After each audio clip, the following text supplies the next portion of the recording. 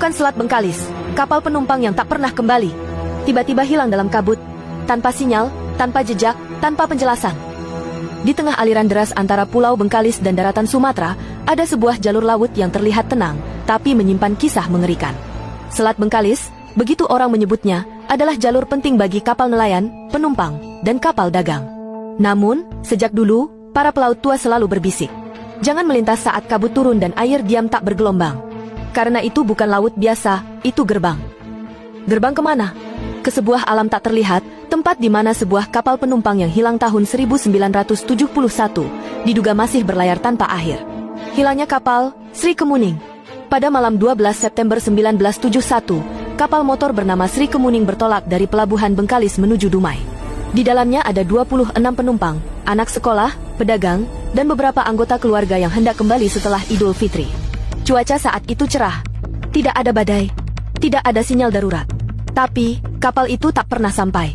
Esok paginya, hanya ditemukan sebuah dayung patah dan topi jerami milik nahoda yang mengambang di permukaan. Tidak ada puing. Tidak ada tubuh.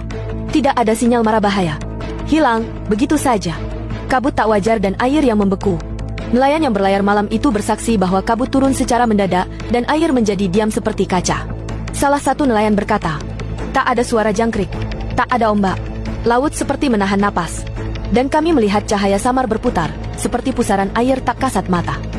Saat itulah, mereka percaya Sri Kemuning telah melewati batas tak terlihat dan masuk ke laut yang bukan laut.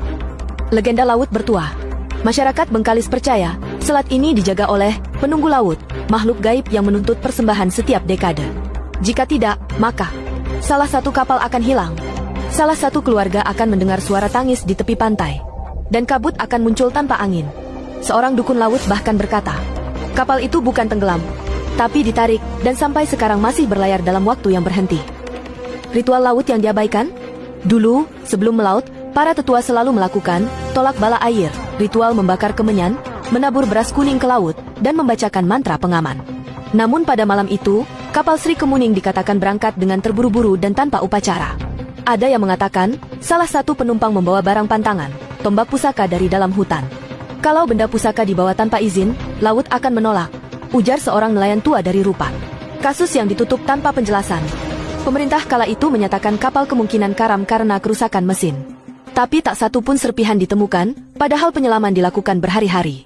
Yang aneh, seminggu setelah hilangnya kapal, seorang wanita tua di desa Sungai Pakning mengaku didatangi mimpi oleh anaknya yang ikut dalam Sri Kemuning. Anaknya berkata, "Mak, kapal kami tidak karam. Kami hanya tak tahu jalan pulang." Selat itu menelan kapal, bukan karena